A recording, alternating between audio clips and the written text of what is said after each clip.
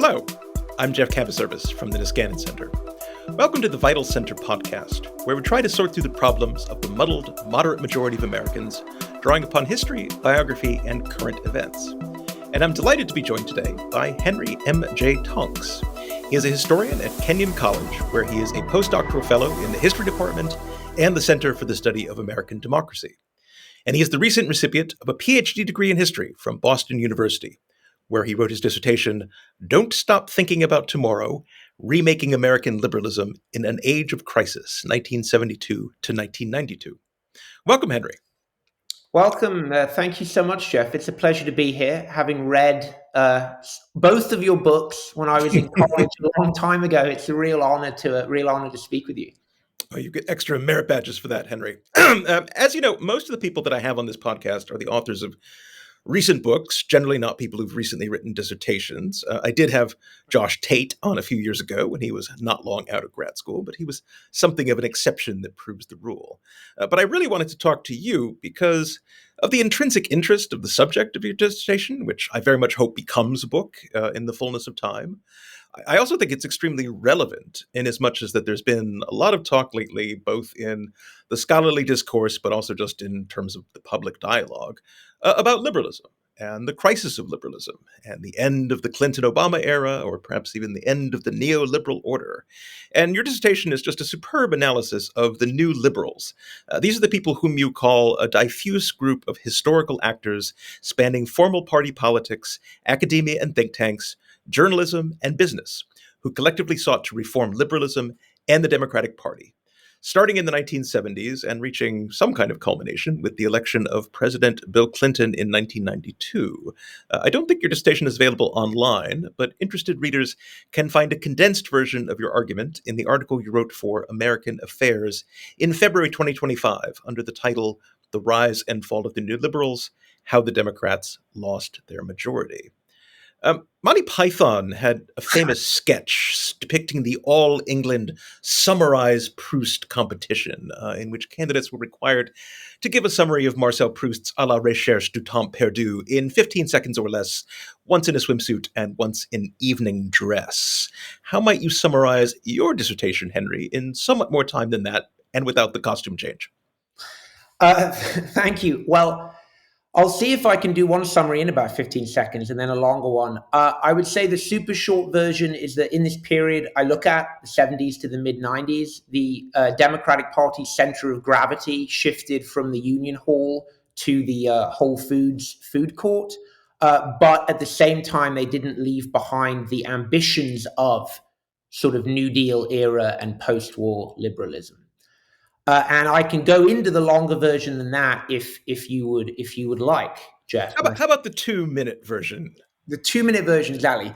Well, you'll see if I can stick to 2 minutes. But what I'd say is that an important bit of background, I think, for listeners is that there is a lot of interest in liberalism now, but among historians and I think other disciplines as well, it's still the case that the right, the conservative movement, the Republicans are far more studied than the Democratic Party and American liberalism.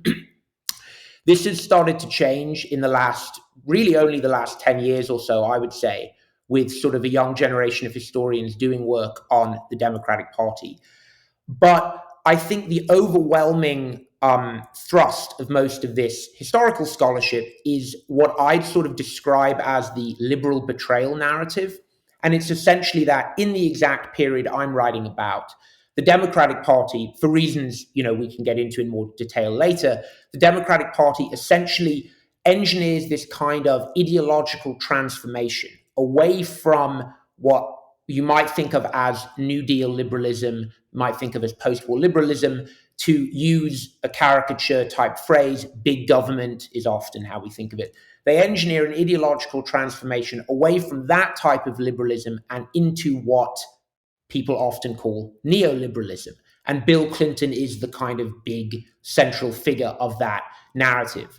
Now, I would describe that as I said, the liberal betrayal narrative. I think there is some truth in it. It's certainly filtered into, I think, sort of popular writing and sort of popular political commentary. And I'm really trying to push back against that dominant interpretation to an extent. And essentially, I would argue that these figures I call new liberals sought to really technologically upgrade the kind of New Deal and post-war liberal state rather than move away from it in this sort of ideological transformation. Now, I would say that what I tell is ultimately a story of, if not failure, then mixed results. By the mid 1990s, there is a kind of retrenchment of these new liberals' ambitions. But I'm fundamentally pushing against this idea that there is a betrayal or ideological rejection of New Deal liberalism. And when you talk about the new liberals, who are some of the main characters you have in mind? Yeah, it's useful to put names and faces to the term. So the most famous one would be Bill Clinton. The other prominent elected politicians in the group would be Gary Hart, who hopefully some listeners are familiar with. The original title of my dissertation was Monkey Business, referring to the Gary Hart sex scandal. I was persuaded against this by my advisor at Boston University. Jerry Brown would be another very important elected politician. Indeed, he came back in the 2010s as governor of California.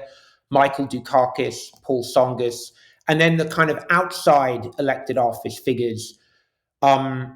The most famous today, and he's kind of done a turn away from his heritage, would be Robert Reich, who probably a lot of listeners are familiar with as a kind of diet Thomas Piketty type figure. But he was the real in-house intellectual of the New Liberals at the time. Other intellectuals associated with them would be Lester Thoreau, an economist, Ira Magaziner, sort of management consultant, policy entrepreneur. And then there were business figures as well. Robert Rubin might be the most famous, Goldman Sachs chairman. Felix Rohatyn was another Wall Street figure associated with them. And then actually quite a few tech executives were associated with them, if not as closely bound in to the kind of political movement.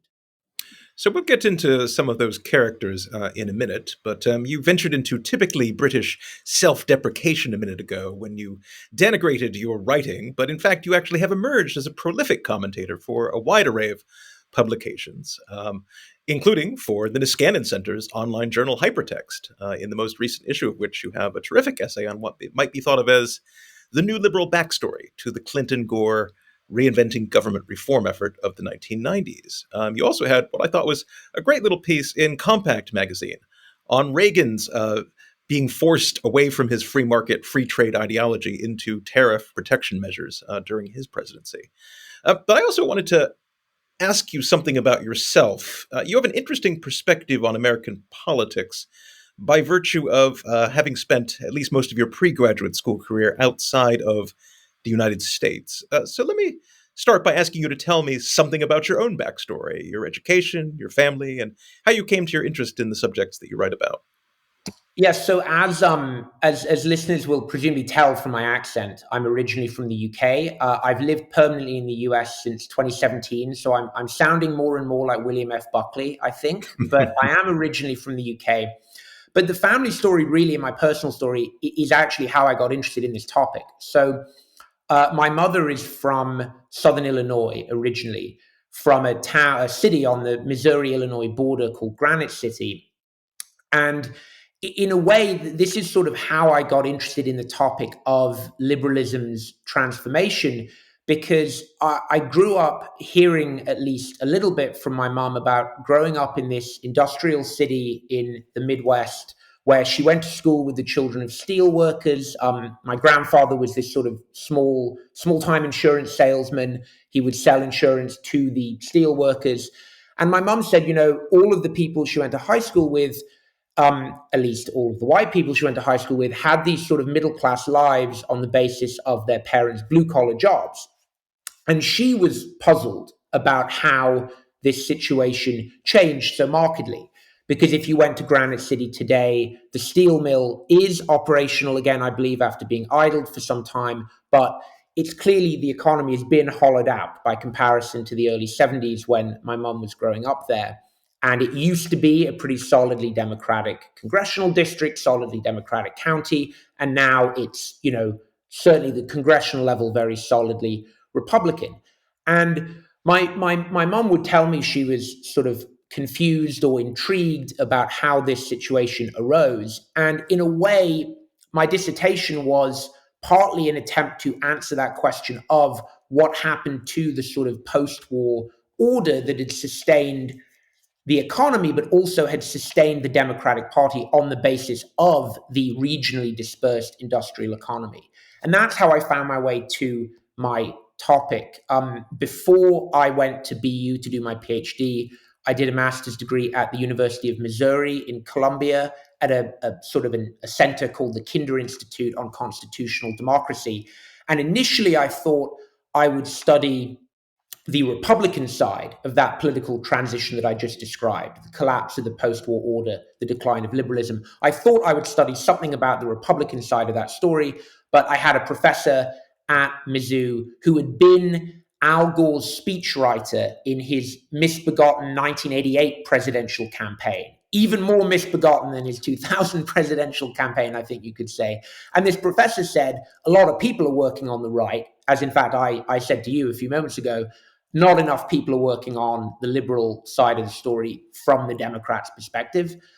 So that's how I found my way to the topic. Really an attempt, I think, to sort of understand, in a way, this family history on my own side. And then I focused a lot more on what my protagonists, what the new liberals said about industrial policy. I focused more on that, partly in the context of the Biden administration's, Bidenomics agenda, the Chips and Science Act, the Inflation Reduction Act.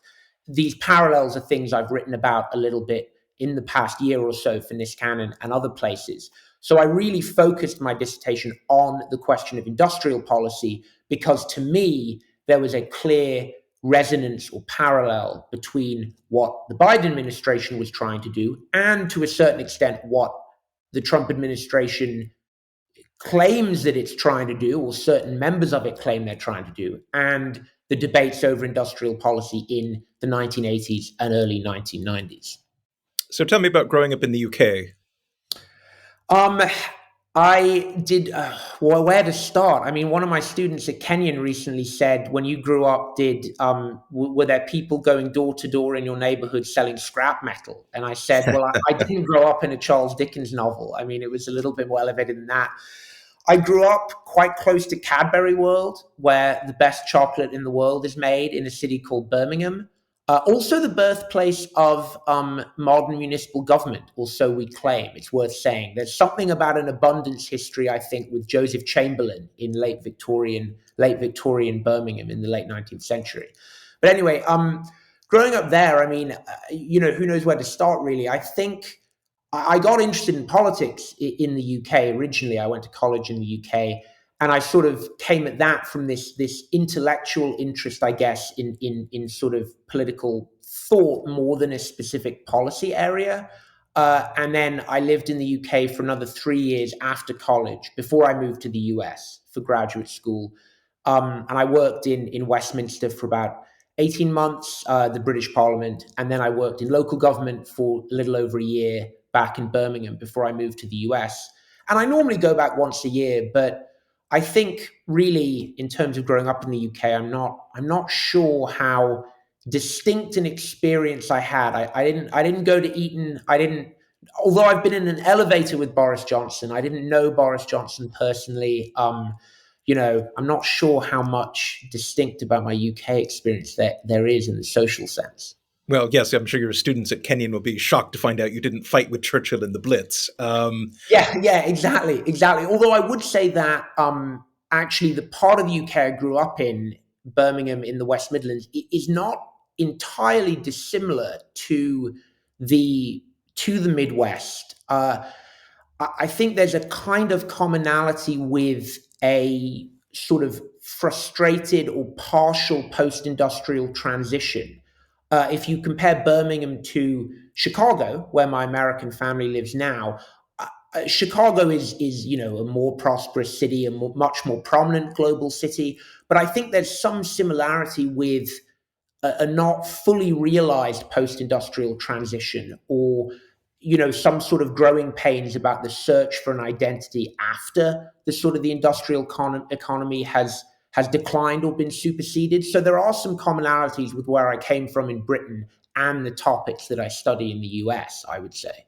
So you and I saw each other in person about 3 weeks ago in Detroit at the conference of the Society for U.S. Intellectual History. And Detroit strikes me as a kind of American black country, if you will, a place that hasn't made the turn away from its past rooted in the auto manufacturing industry towards something distinctive and different. I mean, it looks better than it did a few years ago. There have been a lot of the old ruins pulled down in the center of Detroit in places like Brush Park. I must say I enjoyed my trip there. I enjoyed seeing you. I enjoyed attending the conference. I went to the Detroit Athletic Club and had a last word cocktail, which is one of the classic American cocktails that happened to have been invented right there.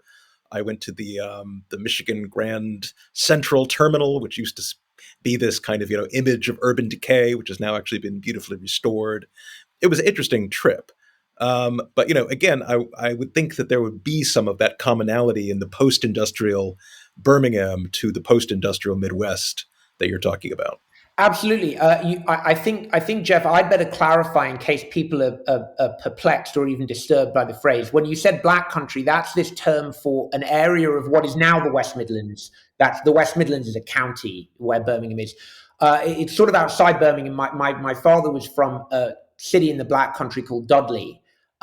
So it refers to, I believe, the sort of pollution essentially from coal production, I think, originally. That's what that term refers to. I think there is a lot of commonality. Detroit, I think perhaps the far less successful, actually, it's probably good that you raised Detroit, far less successful in the post-industrial transition than Chicago. I think there's absolutely commonality. I also think there's commonality in the political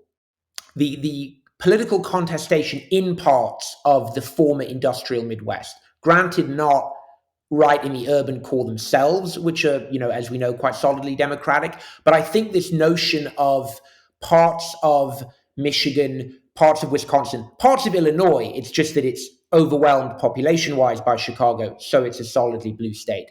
But I think parts of these industrial Midwestern states shifting to the right, and especially shifting markedly during the Donald Trump campaigns, I think there's a clear parallel with the part of the UK I grew up in. And indeed, a lot of the West Midlands where I grew up voted very heavily for Brexit in 2016, shortly before President Trump's first election.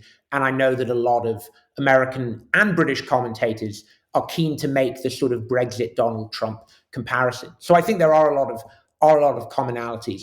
I also think, in a way, if you'll permit me to sort of branch out a little bit, I think that what my political protagonist, if you will, of my academic research, what the new liberals thought they could do, and this is a point I would say where I diverge from some other historians. What I believe they thought they could do was actually engineer a kind of new version of a mass employment, regionally dispersed and productive economy based in sort of more advanced, higher tech manufacturing, but very much manufacturing, not the sort of high tech services we might associate with tech today. And actually, I think you see in a lot of different Rust Belt cities the way in which the smooth might be exaggerating, but the way in which the somewhat smooth transition that the new liberals envisioned from the sort of smokestack industrial economy to the so-called sunrise productive high-tech economy, you can see how that transition was really far more complicated and ultimately less secure than they envisioned. So in the case of Detroit, at least from my knowledge, you have the long-term struggle to find a replacement for the auto industry. In the case of Chicago, I think you have at the top line level, very prosperous transition to a sort of tourism and services-based economy under Richard Daley Jr. in the 1990s. And then if you take the example of Pittsburgh Pittsburgh is, I think, often hailed as a kind of post-industrial success story, and I think in many ways it is, but you have this very dramatic employment transition from steel to sort of lower paid healthcare work. And it's also, interestingly, a sort of gendered transition in the workforce from, primarily male-dominated steel employment to often female-dominated, healthcare services employment. There's a great book about this called The Next Shift by a historian called Gabriel Wynant that is very critical, more critical than some of that transition, but he sort of traces it. And I think if you take Detroit, Chicago, Pittsburgh, so-called Rust Belt cities, in the case of Detroit and Pittsburgh, in now, totemic swing states that went Pennsylvania, Michigan with Trump, Biden, Trump, seen as the battlegrounds, I think, of the midterms and of the 2028 election. I think if you take those three cities, Detroit, Chicago, and Pittsburgh, you see the way in which there was this variegated post-industrial transition and not the kind of clear step towards a high-tech version of the old industrial economy that I would say the new liberals wanted to engineer and ultimately were not able to engineer. So you'd mentioned earlier that most people in the previous decade and for a while before that had been studying conservatism rather than liberalism. And this is especially true of the 1970s as a period. At Boston University, you studied with Bruce Schulman, and I first encountered him, I think, when he co-edited a book of essays with Julian Zelizer called Rightward Bound, Making America Conservative in the 1970s. And I saw that in your acknowledgments, you also thanked Catherine Rimpf at Missouri, and I came across her book on Republican women at about that time, too. And there was sort of an academical historical consensus a few years ago that what was most significant about the 1970s was the way in which it was the launching pad for the emerging conservative era. So what, beside a market opportunity, so to speak, of these understudied characters, made you want to study the new liberals instead? What's their significance now? Yes, well, I would say just quickly that I think there's no doubt that the conservative movement of the 70s and 80s was extremely politically powerful. I would not deny that Ronald Reagan, for example, was a transformational political figure, somewhat analogous to, Franklin Roosevelt. But I think the position I'm starting from is that a lot of those earlier narratives would see conservative ascendancy, and then they would sort of say there's liberal or democratic decline at the same time. And that fundamentally what I'm getting at is, rather than liberal decline per se, it's liberal transformation. And this is indeed a point to sort of name check the doyenne of my subfield, the historian Lily Geismer. I think she was the first historian to make this point about let's look at liberal transformation, not liberal decline. But in terms of the significance, I think first and foremost, I did not adopt this sort of presentist type position in my dissertation, but I would say if you're understanding the present, this is a good perspective to have. I would say you can't really understand the political upheavals of the last 10 years, or indeed the last 20 years since the financial crisis. You can't understand those political upheavals without understanding the way in which liberalism changed and the way in which its center of electoral gravity shifted away from what had been a sort of more heavily unionized lower middle class and working class electorate. You get, I think, in the last 10 years, especially pronounced, you get a kind of barbell-shaped democratic electorate with the lowest income voters. Now, there was a degree to which even that started to fracture in 2024, but the lowest income voters and then increasingly higher income voters voting Democratic. So it's this sort of barbell-shaped electorate. And I think you can't understand the politics of today and the politics of the Trump era merely by looking at so-called conservative success. You have to look at what the Democrats, what American liberals did in this period. And I would argue that in the mid-1990s, you have about 1.5 decades in which the new liberal figures who I've been talking about, Clinton, Dukakis, etc., you have about 1.5 decades in which they are looking for a new liberal agenda centered around this sort of industrial policy. So, quite interventionist state market crafting of the economy, to use a term that's popular now. They think they can have a new liberal agenda that will restore the Democrats to majority status based around industrial policy, based around sort of government market crafting of the economy. And that in the mid-90s, in the sort of first 2 or 3 years of the Clinton administration, this agenda ultimately collapses. And what that produces, and this is critical to understanding the Democratic Party of today, and therefore why the Democrats are struggling to respond to the populist moment. What that produces, I would say, is a combination of political transformation and policy stasis. So the new liberals succeed.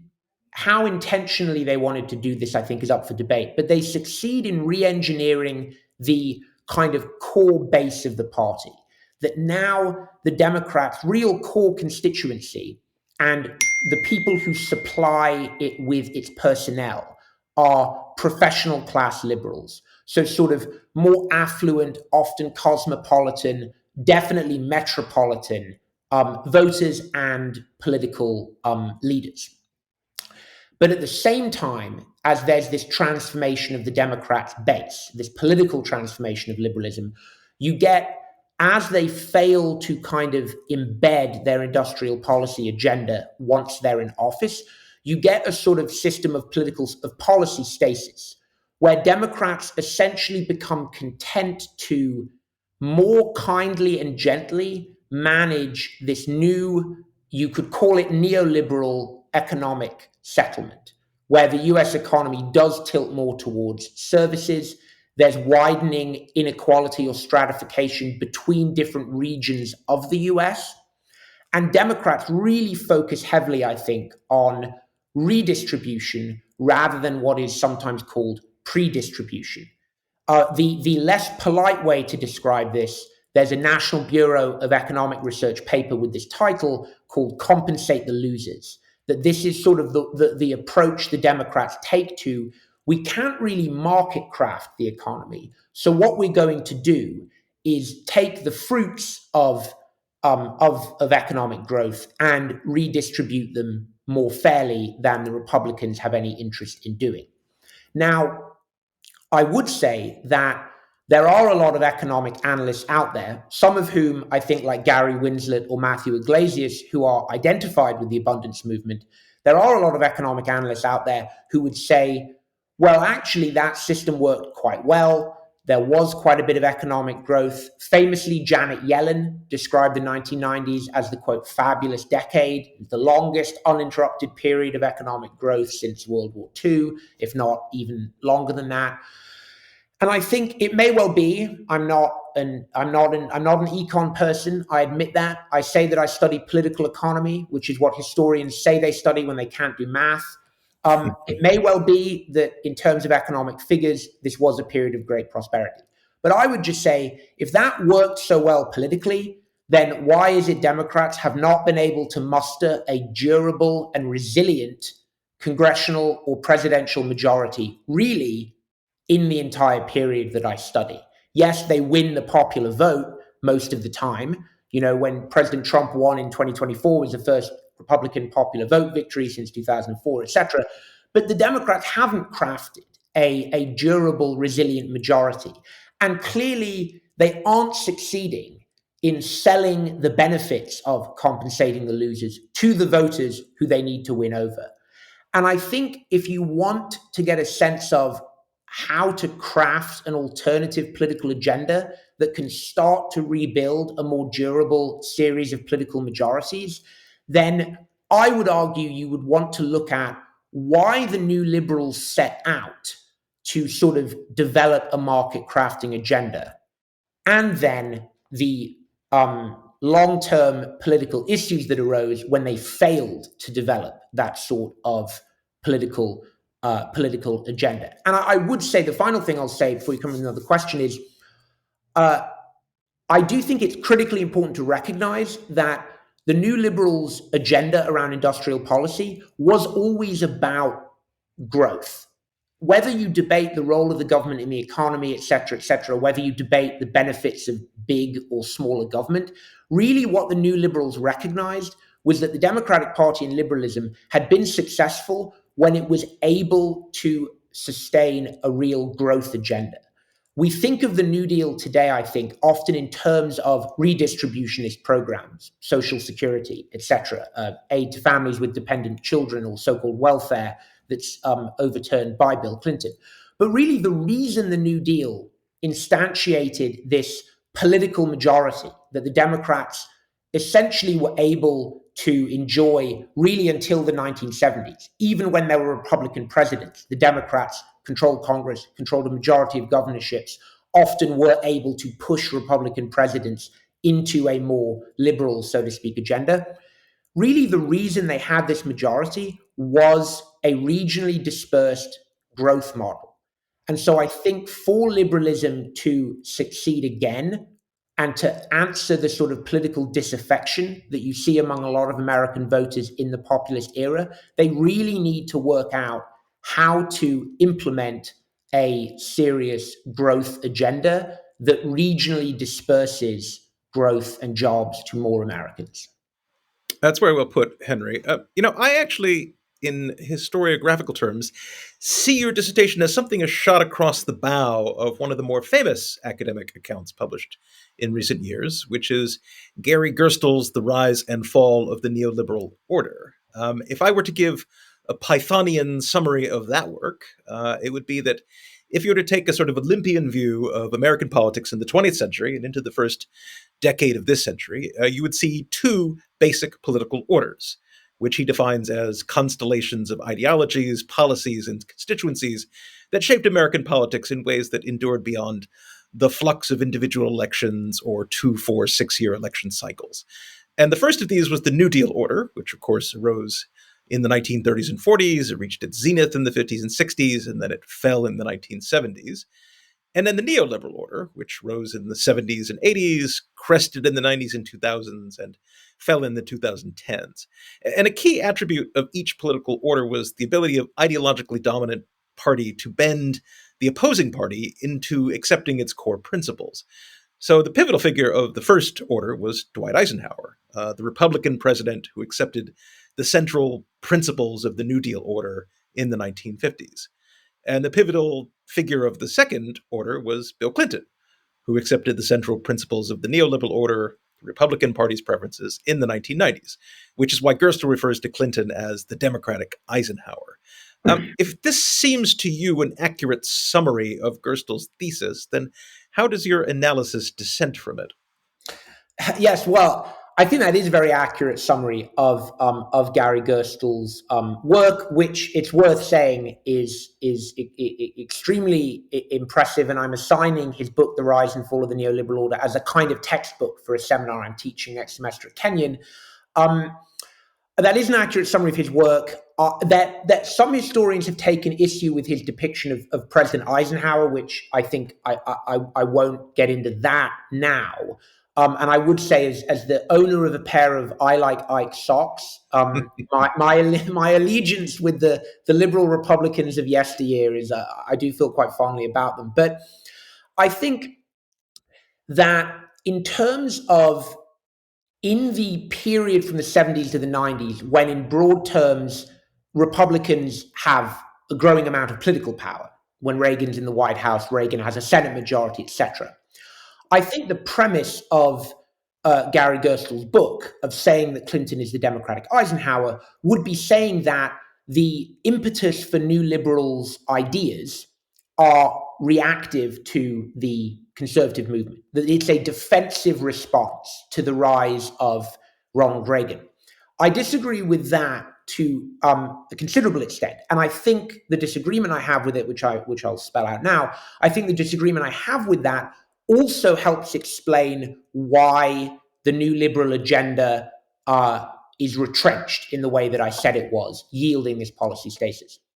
So the short answer would be, I would say that the new liberals were more afraid of Japan than they were of Ronald Reagan.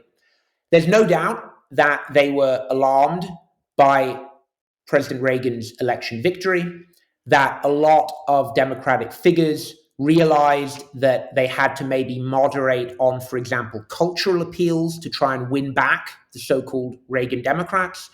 But the real impetus for new liberals' ideas around industrial policy, around a new growth strategy, was fundamentally fear of rising economic competition from the US's Cold War allies, and in particular, Japan.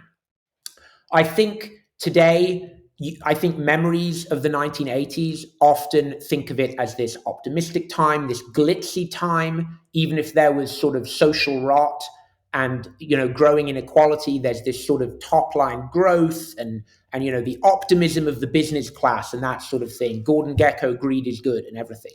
But in fact, not just in the early part of the 1980s when there's a recession in 1980 to 1982, but really right through to the end of the Cold War, there's a profound sense of anxiety among Democrats, among many Republicans, and among large sections of the business community around declining US industrial competitiveness.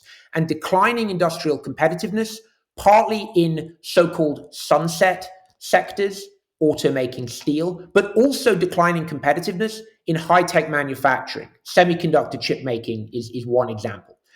And the new liberals who I look at really, they understand that there's a growing electoral threat from Republicans, but they really think the reason that Democrats are in trouble in the long term is that the industrial economy or the productive economy is losing ground to Japan, and that will imperil the ability of Democrats to have a sustained growth agenda. And so, to get a little bit granular, maybe, Ezra Klein's favorite word, for a moment, the key moment when new liberals turn their ideas and their fears into a coherent agenda is sort of 1981 to 1983. And they publish a series of policy papers in Congress, drawing on expertise and input from Democrats in states as well as academics and business figures. They publish a series of policy papers laying out their vision for a new democratic agenda.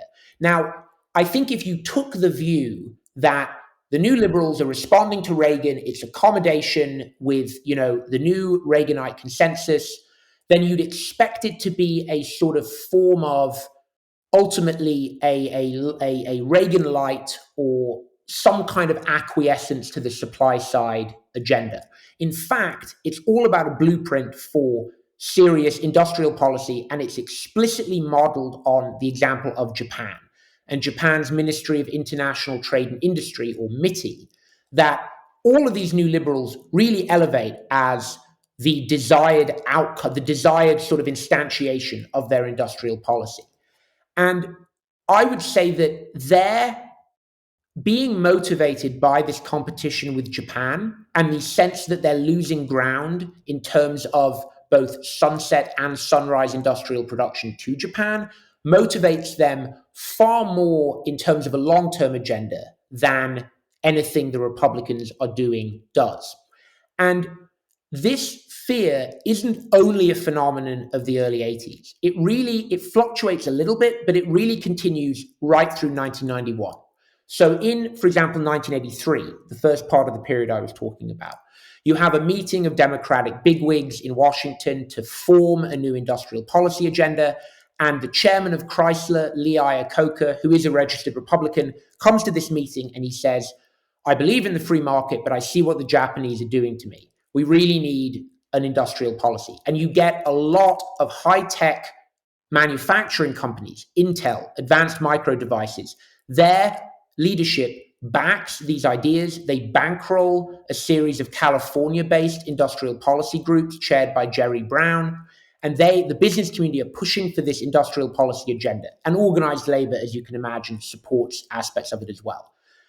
By 1991, the new liberals have still not retreated from competitiveness being their fundamental motivating sort of concern.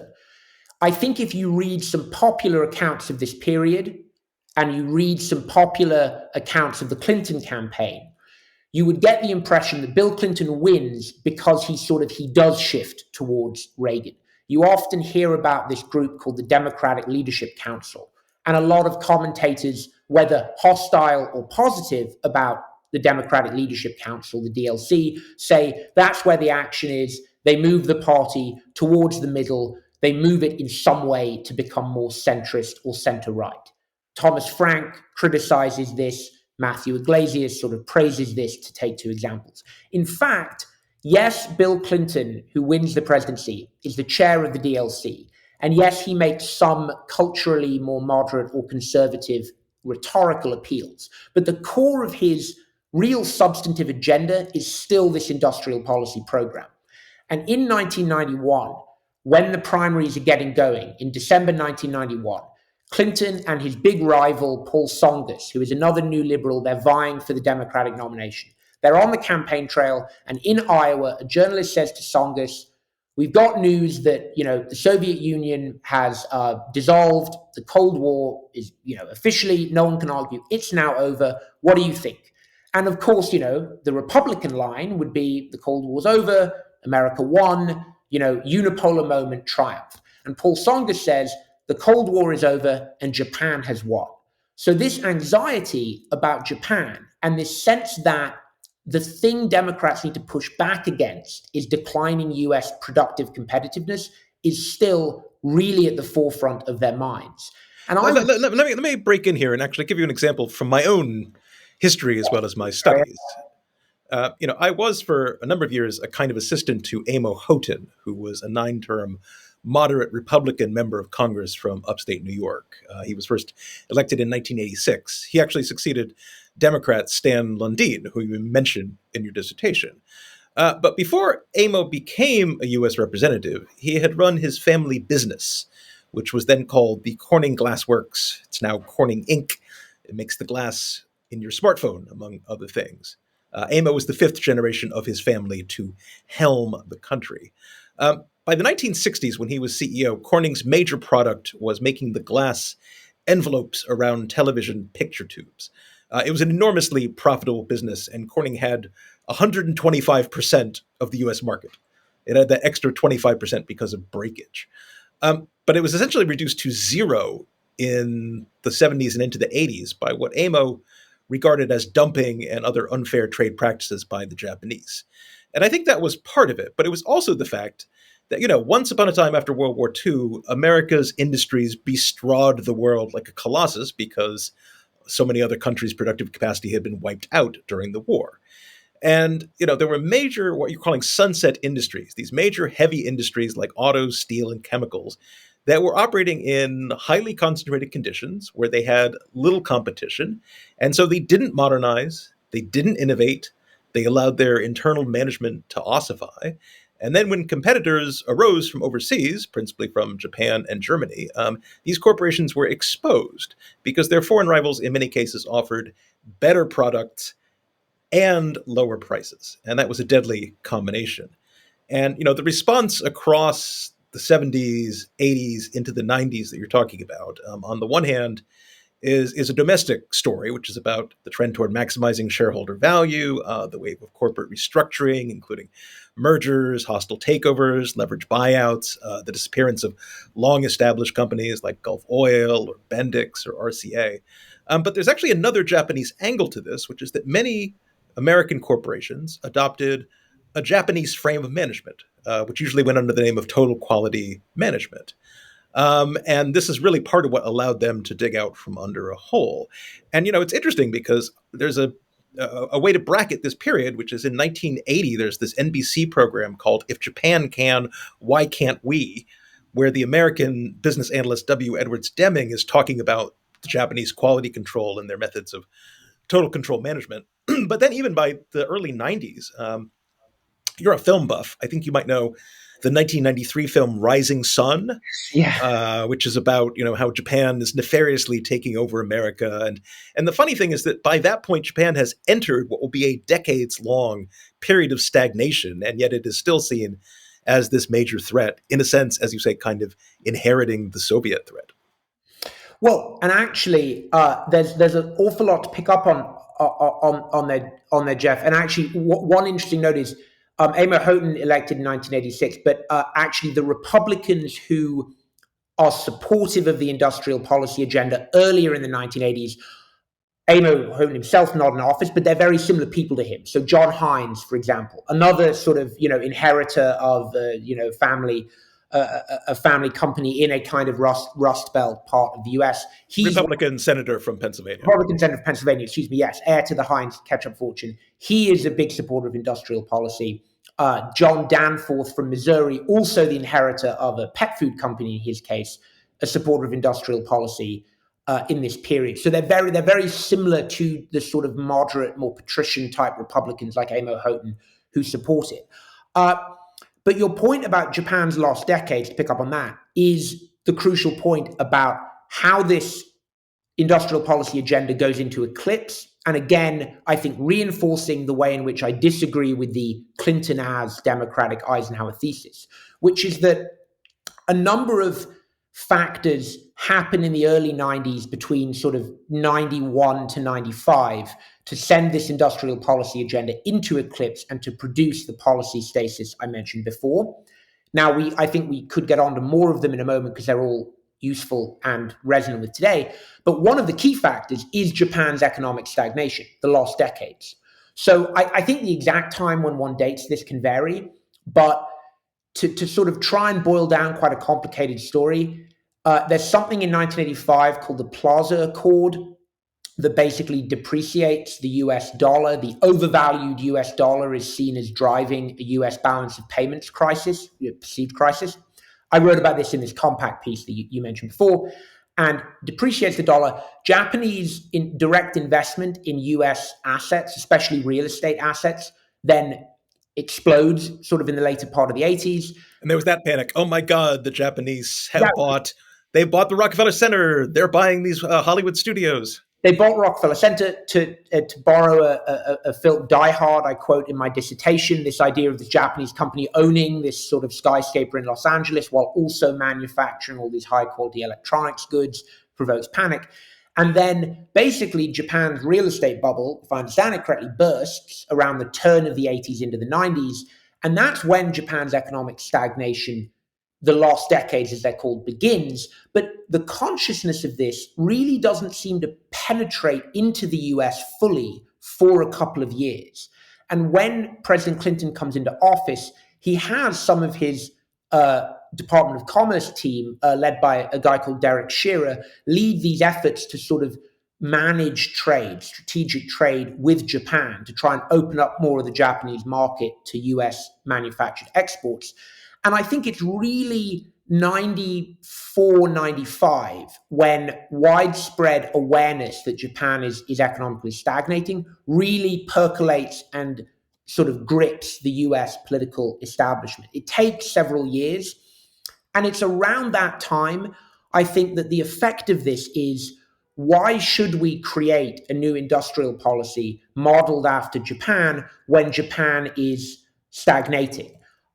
It's interesting, of course, that you note the ways in which US business executives maybe had already borrowed certain ideas from Japan. To take another example of public-private government-business collaboration, you get the creation of something called Sematech in 1987, which is a partly publicly funded research and development consortium within the semiconductor chip industry. This is signed into law by Reagan, but a lot of pressure for it comes from new liberal types like Tim Wirth or Dick Gebhardt in the US Congress, and also from companies like Intel and its chairman, Robert Noyce, who is then the chairman of Sematech. So you've already had some business-led efforts to emulate or learn from these Japanese examples that I would argue, certainly are not unsuccessful, and that, Sematech, I think a lot of analysts say, does help power US innovation in the design, if not the manufacture of semiconductor chips.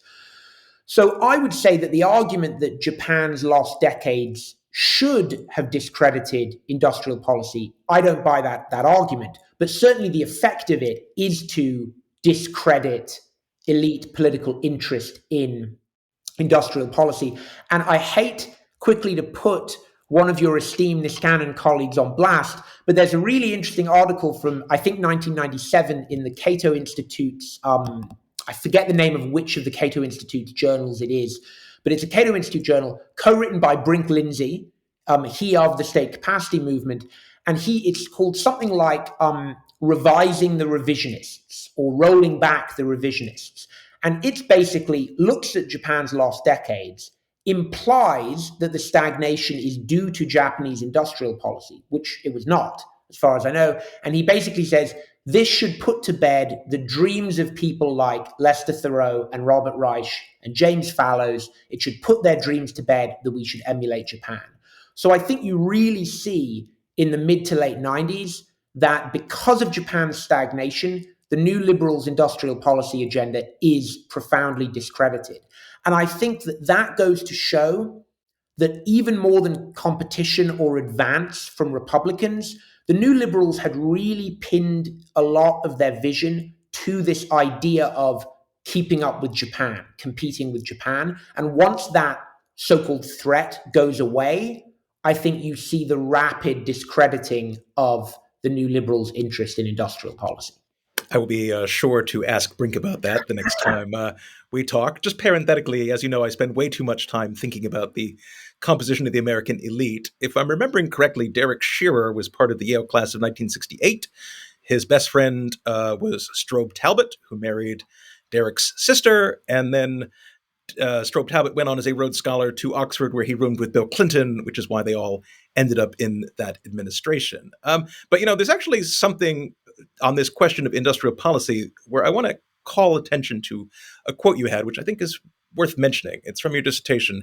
You said new liberals understood the Reagan Revolution to be a significant proximate threat to their party, but they believed that global competition, in other words, this Japanese threat we're talking about, was a long-term, genuinely existential threat to liberalism. This was because they considered liberalism's political and electoral prospects to rely on the health of the U.S. productive, i.e., industrial economy. That's an interesting quote. Are you kind of suggesting that these new liberals still at the back of their head have this model that we have to be the party of the working man in the factory or else liberalism is done for? Yeah, that's interesting. And incidentally, I would like in a moment to return to the point about Shearer and the Rhodes Scholars, because I think this is something we should get back to before the end. But yeah, it's interesting, Jeff. You're tempting me to disagree with myself, I suppose. I think it's a complicated question because I don't think the new liberals believed. They were themselves overwhelmingly from this so-called professional class that's on the rise. And whether they're born into this sort of professional class background or plucked from the sort of ragged edges of the lower middle class by the intercession of elite institutions of higher education like Bill Clinton, they are sort of creatures of this new sort of professional, highly educated, meritocratic class. It's hard to say whether they thought the Democratic Party would continue to be the party of the sort of blue-collar worker in the factory. What I would say, my interpretation would be, it's almost more that they think that there'll be maybe a higher educated workforce that becomes an electorate, but that a lot of the workers and voters of tomorrow would still be employed in productive industries, would be how I would envision it. I do think that the concerns that President Trump harnessed around, working class resentment of elite Democrats, I think is a genuine thing, and that there is a kind of new liberal posture of condescension to a lot of ancestral Democratic voters. I won't deny that is a genuine phenomenon. I think it's more that they really earnestly believed, I think, that the future of the US economy was still in productive industries, and that these industries could have sort of mass employment, that it would look different to the Democratic voting blue-collar workers of before. But I do think they believed that these new forms of productive sectors would have something like mass employment. And, I'm glad you gave me the opportunity to mention this because I think it's a critical point. I think one crucial miscalculation or misunderstanding maybe that the new liberals make in the 1980s is I think they don't understand the changing nature of the American workforce. So in the 1980s, the US adds something like 19 million new jobs. 75% of those new jobs are in retail and services. And I don't mean like financial services, I mean sort of like healthcare services and other types of sort of service sector work. And I think the new liberals are asleep at the wheel about these changes in the American workforce. I would say they believe that employment gains will continue to be concentrated in sort of blue chip, productive industries. It's just that the industries will be higher tech. They'll be more research intensive. They won't be the sort of smokestacks of previously. I think they really seriously miscalculate and they don't perceive the employment shifts that are actually happening. And this is why the Pittsburgh example that I mentioned before is instructive, that it's the shift from steel to care work. It isn't the shift from steel to mass employment, high-tech production. Even though clearly Pittsburgh's top-line prosperity today, a lot of it is driven from sort of high-level scientific and medical research and development. That isn't where the kind of job growth is. And I think one illustration of how new liberals make this miscalculation is in 1993, 1994. You get Bill Clinton's efforts to enact healthcare reform, so-called Hillary Care. And the architect of this is Ira Magaziner, who is one of the big industrial policy gurus and a major admirer of Japan from the previous decade. And one thing that the Clinton administration seems to believe is that they'll get mass business buy-in to healthcare reform. And the reason they think that is that they have signed up to support it companies like Chrysler and companies like IBM, which is in trouble in the early 90s, but is obviously still, a major sort of tech manufacturing player. And in fact, a key vector of opposition to healthcare reform comes from, well, ironically, Clinton's previous benefactors, Walmart, Tyson Foods, and then a lot of kind of fast food franchises, Hilton, hotels. And they oppose it because they have non-unionized, lower paid service and retail workers, and they don't want to shell out for their healthcare. And the Democrats, I think, fundamentally misunderstand that the fact they have buy-in from these blue chip manufacturers, both high tech and sunset, that isn't where the center of gravity in the American workforce is anymore. And so the healthcare reform is stymied by business opposition because they failed to get the new companies that dominate employment. They failed to get them on board for healthcare reform. Let me ask a question here, which is a little bit general, but I know you're interested in the abundance movement. Sorry that you couldn't get to the Abundance 2025 conference in DC a few months ago. It's a paradox of this period that in the 1970s especially, that there are cross currents going in both directions that you're describing here. And, Jimmy Carter, for example, is sort of seen as the last president of the New Deal era. And yet in some ways, he actually is very sympathetic with what will become described as neoliberalism. Of course, he famously deregulates trucking and the airline industries and is moving in that direction too. Jerry Brown is somebody who is governor of California, identified with the new liberals, in sync generally with this deregulatory idea. And yet it's actually in this period that California starts to accrue all of the regulations and zonings and things of that kind that will make it ultimately impossible to build in California. And for this reason, California is actually very much at the center of Ezra and Derek's abundance analysis because, as Derek has put it, Democrats should be able to say, vote for us, we'll make America like California. And instead, Republicans can say, vote for Democrats, they'll turn America into California. So how do you reconcile, on the one hand, what really seems like the fading of the Hamiltonian impulse that you're talking about, to use Mark Dunkelman's term, and the ascendancy of the Jeffersonian impulse in the person of these new liberals, with the fact that they actually want to build factories or revive factories and put Americans back into more jobs that come about as a result of building things? Yes. And incidentally, if I may, to say something about Jerry Brown, he does have a sort of deregulatory kind of demeanor. But when he's governor, he creates something called the Office of Appropriate Technology that is sort of designed to get government funding to technological innovations and then deploy them within government. And I would point your listeners to the work of a brilliant historian at UC Davis called Daniel Castaneda, who's he's written about this before, and he's sort of currently writing about California politics in this period that you're talking about more broadly. It is a paradox how you place the figures I'm talking about in conversation with the sort of procedural kludge that the abundance movement critiques. I think, frankly, it is a juxtaposition that I haven't fully teased out in my own head how those things coexist. I would say that there is a profound fear among the new liberals I look at about being identified with older forms of big government. So a recurring thing you see them do that I trace in my dissertation and other things I've written is they'll say things like, don't worry, we're not doing big government, but then they'll have these proposals that resemble, to quote Paul Tsongas, leaner but more activist government, which I think is a kind of very abundance-friendly phrase that Paul Tsongas uses. I think the first way that I'd square that circle is to say that in terms of sociologically, almost all of these new liberals come from this sort of highly college-educated, often new left-inflected background.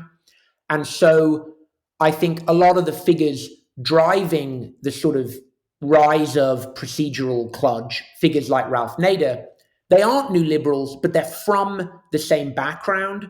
And so there is an element of new liberal sympathy to some of their critiques of the excesses of the New Deal state. I think the other way, but it's a tricky question to answer, but I think another way that these things sort of combine is that on the one hand, new liberals had this industrial policy vision. On the other hand, they were often very invested in issues like consumer choice, environmental quality, and that sort of thing.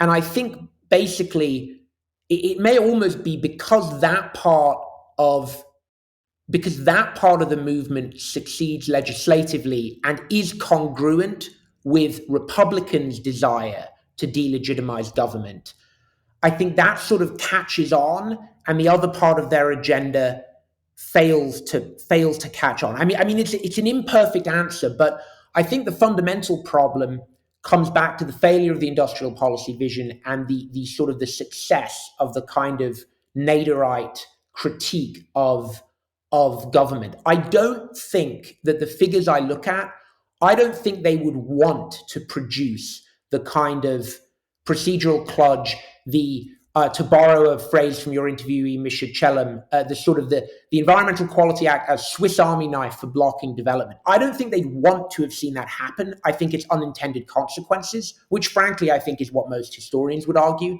that these are often unintended consequences. But I think it's undeniable that the push towards sort of procedural kludge, making it harder for government to do things, protecting citizens from government power, I think it's undeniable that that impulse emanates from the same kind of highly educated, sort of socially liberal segment of society that the new liberals come from. But I would have a hard time believing that new liberal figures like Dukakis and Tsongas and even Clinton, I would have a hard time believing that they would have wanted that to be the outcome, if that makes sense. Yeah, I agree with you. Let me, in a kind of effort to move toward closing, suggest we talk about principally three figures who appear throughout your book. One of them is Bill Clinton. One of them is Paul Tsongas, whom you mentioned earlier, the representative and then senator from Massachusetts. And the other is Jesse Jackson, who's not exactly a new liberal, but who is somebody who you were describing as having some overlap, maybe more than we think. Now, of course, Clinton is somebody we know about, and there have been a number of recent and very hostile histories of the Clinton presidency, whose attitudes are reflected in their titles. Chaotic Neutral, How the Democrats Lost Their Soul in the Center by Ed Bermilla, or A Fabulous Failure, The Clinton Presidency and the Transformation of American Capitalism by Nelson Lichtenstein and Judith Stein. But Paul Tsongas, again, somebody who was the senator in Massachusetts from 79 to 85, preceding John Kerry, ran for the Democratic nomination for president in 1992, won the New Hampshire primary, but then ended up losing the nomination to Bill Clinton. Tsongas comes across as much better than Clinton here, and actually better than the Democratic Leadership Council, too. Do you think that an Earth 2.0, where Tsongas, not Clinton, won the presidency in 1992 would be a different world, a better world? Well, I will say that an editor of an academic piece that I wrote, not one of the sort of the public-facing pieces, but the editor of an academic journal article I published recently was talking about revisions with me, and he said, "You seem to be on some sort of one-man mission to rehabilitate Paul Tsongas' reputation." So I don't, and I also say that the professor I mentioned before, Jeff Pasley, who taught me at Mizzou, who worked for Al Gore, I remember him saying to me, "I knew a lot of people who worked for Paul Tsongas, and none of them seem to find him as interesting as you do." So I can't quite account for my fondness for him. But I think on an Earth 2.0, where Tsongas becomes president, it's interesting to contemplate what would have happened. I mean, to sort of mangle a Marxist quote, men make history, but not in circumstances of their choosing.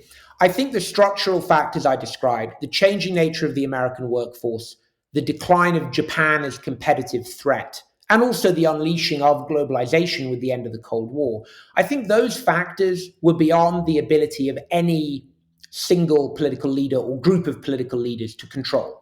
And in fact, you said that Nelson Lichtenstein and Judith Stein's book, A Fabulous Failure, is hostile, but actually it's less hostile than some historical scholarship about Clinton, and they take seriously the intellectual sort of credibility of the figures who I'm also writing about. I really recommend that book. It's quite subtle in its depiction of these figures.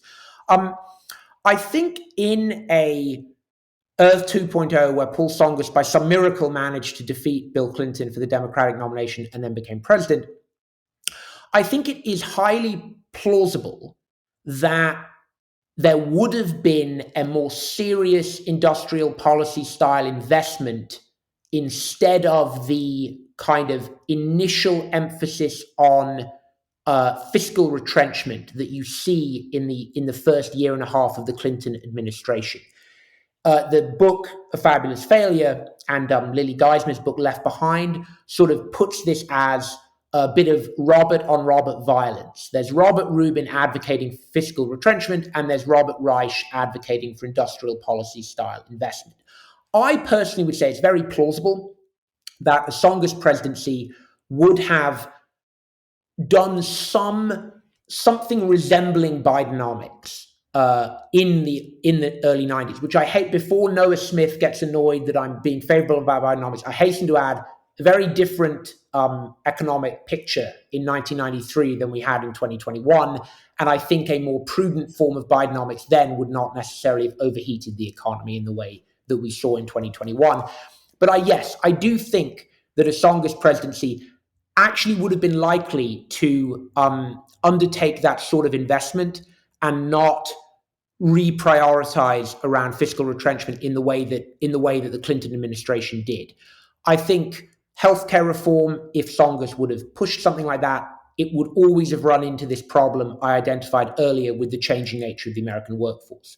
I think Japan's decline would always have discredited some of the bolder ideas that you saw emanating from the new liberals.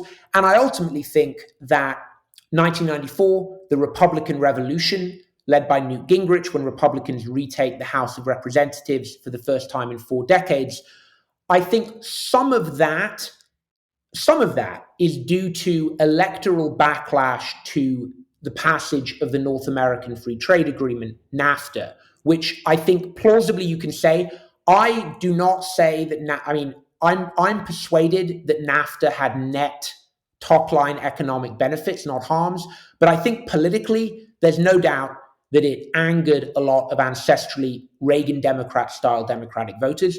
Tsongas was a big supporter of NAFTA. So I think we would have had passage of NAFTA with or without Clinton.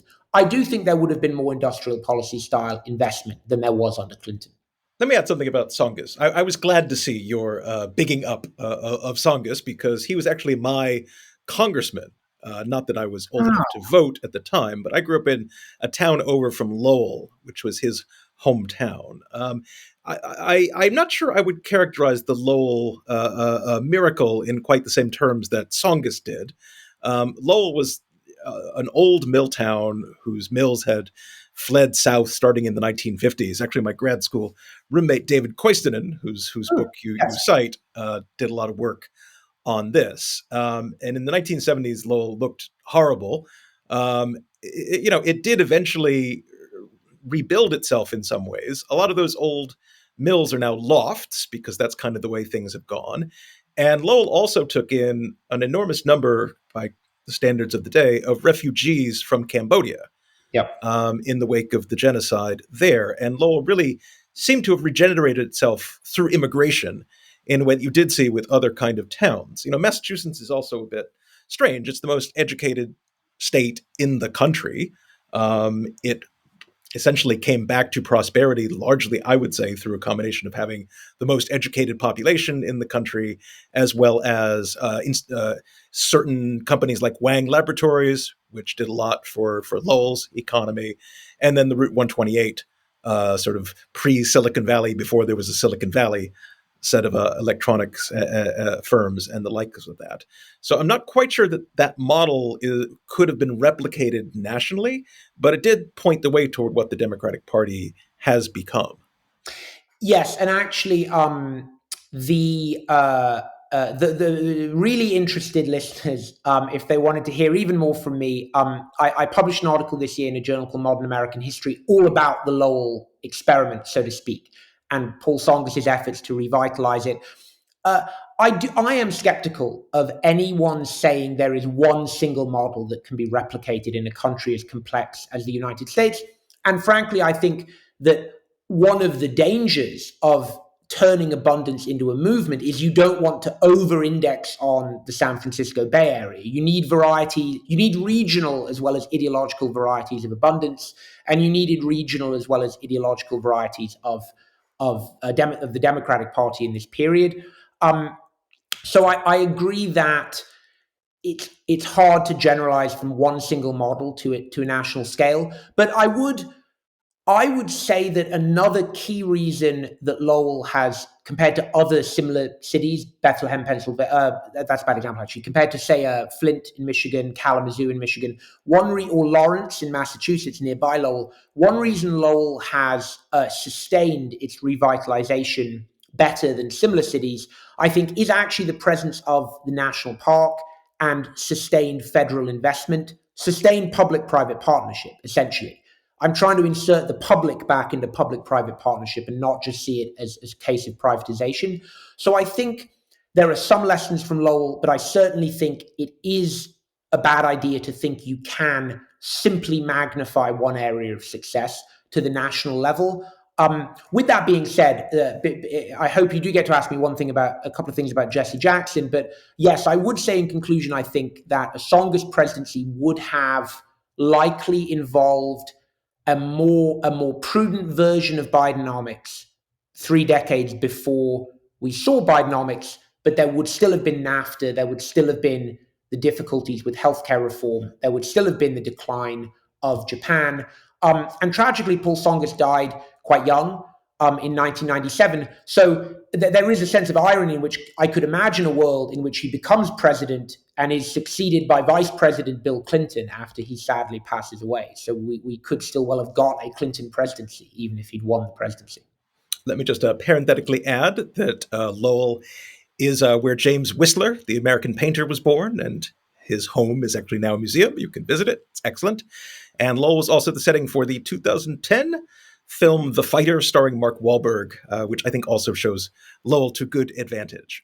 So yes, let me ask about Jesse Jackson. In a way, you're kind of, in your dissertation, juxtaposing the DLC, to Jesse Jackson and his Rainbow Coalition, and you seem to prefer the latter to the former, whereas I prefer the former to the latter.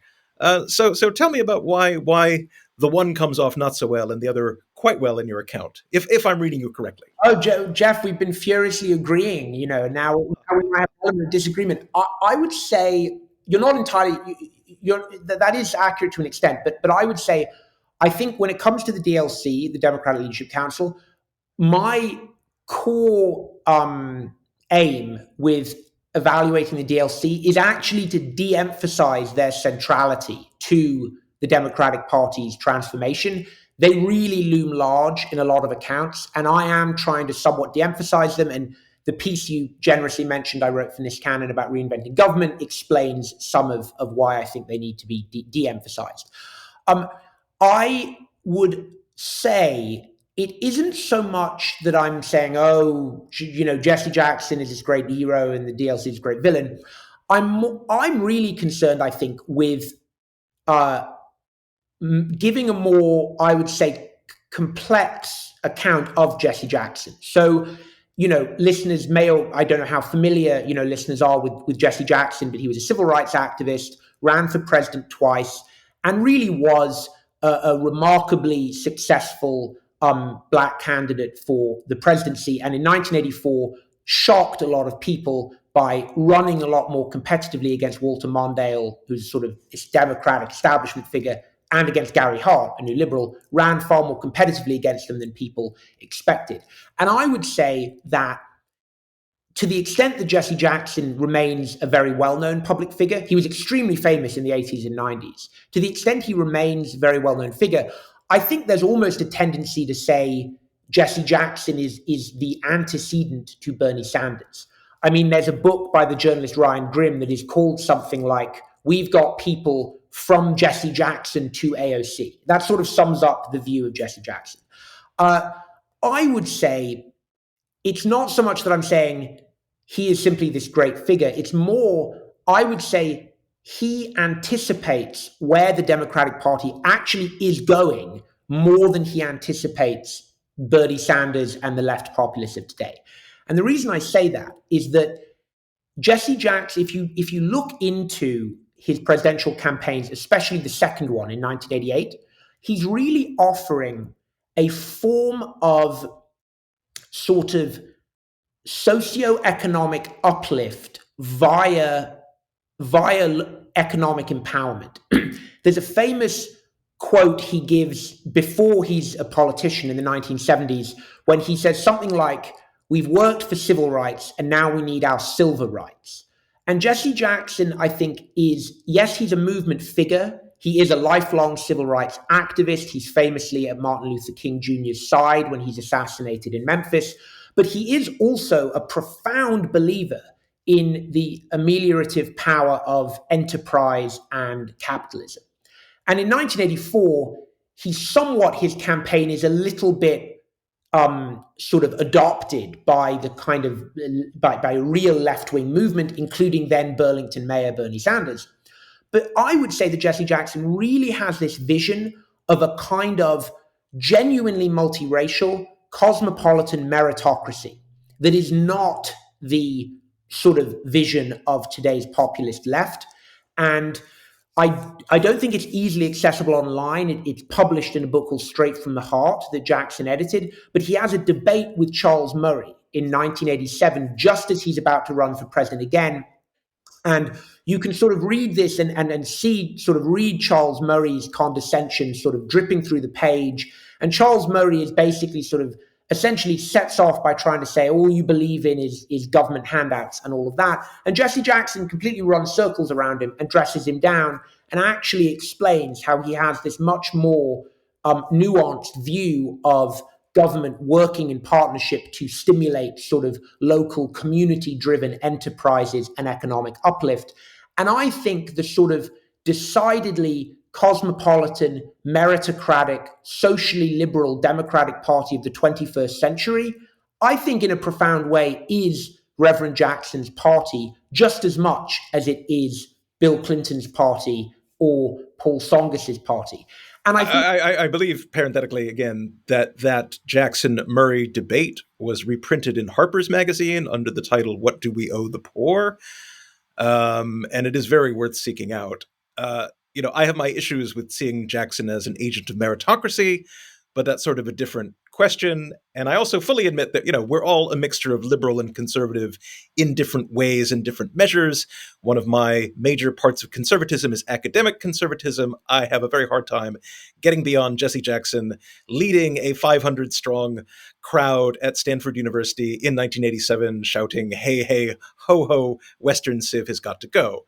I realize he's referring to the Western Civ required course, not Western civilization as such, but still. Yes, you make a fair point. And if I could just conclude quickly, Jeff, I think in the interest of shouting out colleagues, there's a really brilliant book. It won the Pulitzer Prize called Franchise by the historian Marcia Chatelain.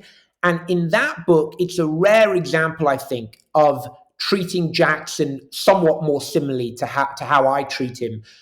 Whereas I think he's a very significant figure, but I think he is often presented simply as this left-wing antecedent to Sanders and AOC. There's a new book out by Abby Phillip from CNN that I think it kind of goes along that line. It's, Jesse Jackson, walked so that AOC could run or something. And I think he's a lot more complex than that. I accept your point that no one's perfect, of course. I didn't mean to suggest anyone is, but I think I'm trying to push back a little bit against this received wisdom of him as simply a left-wing populist figure. I agree that he's a complicated figure. And for all that he was presented as the foil to Bill Clinton's Sister Soldier moment in 1992, Clinton was welcome in Jackson was welcome in the Clinton White House. And again, you do point out that, for example, his affinities to Black capitalism and entrepreneurialism is also what commended him to some of the moderate Republicans in earlier decades. So I agree with you on that. I think the difficulty, however, is that the left, seeing so much it doesn't like about neoliberalism, is actually in some danger of underrating Bill Clinton. As somebody who, I should know this really to mind, but I believe he was the first Democratic candidate to win back-to-back re-elections since Roosevelt? And he also, I'm pretty sure, was the last Democratic candidate since Lyndon Johnson to win a plurality of the white vote, and then also the last Democratic presidential candidate to win a majority of white non-college educated voters. And to be honest, in a lot of what you're talking about with the the new liberals' interest in industrial policy and building productive enterprise, we see kind of the long tail of the New Deal and can understand all the more how Democrats suffer when they cannot win the working class, when they have alienated the working class to the point that they're no longer just alienating the white working class, they're alienating an entire multicultural, multiracial working class. And so I think that Clinton, although he is also a complicated figure, his story and that of the DLC hold some lessons that perhaps even the left wing of the Democratic Party ought better to appreciate. Well, it does hold some lessons. Jeff, will you edit what is about to happen out? I need to plug in the computer. I'm sorry. Yep. Leaning down. Okay. And then I will resume. Yes, I do think Clinton, there are some lessons to the left. And actually, I would say that there is a very useful and perhaps unexpected tie-in with the politics of abundance and Bill Clinton, which I hope your listeners might find interesting. So you mentioned the Sister Soldier moment. To cut a long story short, Bill Clinton criticizes inflammatory remarks by the rapper and activist Sister Soldier, and he does so at a meeting of Jesse Jackson's Rainbow Coalition. Now, if you, I think, looked that up and read the sort of standard left-wing Nation magazine gloss on it, it would be Bill Clinton does this to show he's not a creature of, Black voters and especially of Jesse Jackson. There's some truth in that. But it's important to note the reason Clinton has the credibility, so to speak, to criticize Sister Soldier is that in the Democratic primaries in 1992, he was overwhelmingly more popular among Black Democratic voters than his competitors.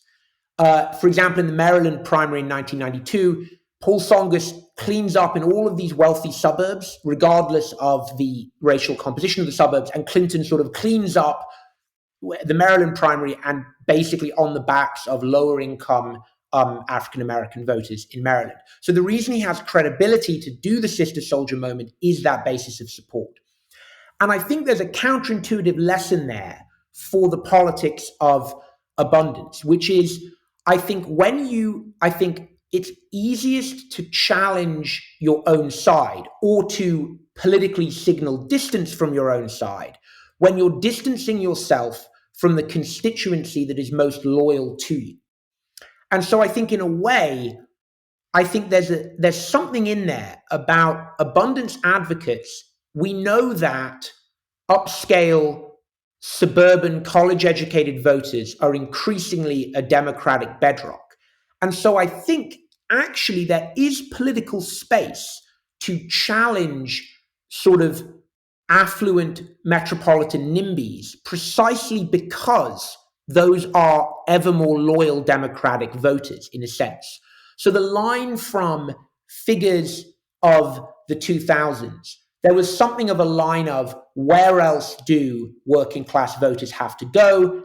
And Democrats found out to their cost, the answer was Donald Trump's Republican Party. I think for the foreseeable future, at least, you could ask, where else are bougie NIMBYs going to go except the Democratic Party? And I think there's space to challenge those sorts of homeowner association interest groups and know that at least for the next few election cycles, as long as it may take to implement reforms, they aren't going to abandon the Democratic Party.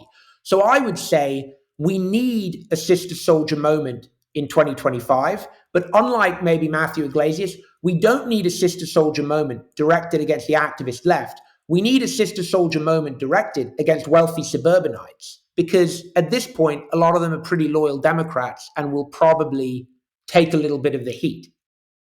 That's an article I'd like to see. And Henry, this is why I brought you on the program, because you're just that smart and original. So thank you so much again for joining me on the program. And congratulations again on your dissertation, Don't Stop Thinking About Tomorrow, Remaking American Liberalism in an Age of Crisis, 1972 to 1992. Thank you so much, Jeff. It's a real pleasure to be on. And thank you all for listening to the Vital Center podcast. Please subscribe and rate us on your preferred podcasting platform. And if you have any questions, comments, or other responses, please include them along with your rating or send us an email at contact@niskanencenter.org. Thanks as always to our technical director, Christy Eshelman, our sound engineer, Ray Engineering, and the Niskanen Center in Washington, D.C.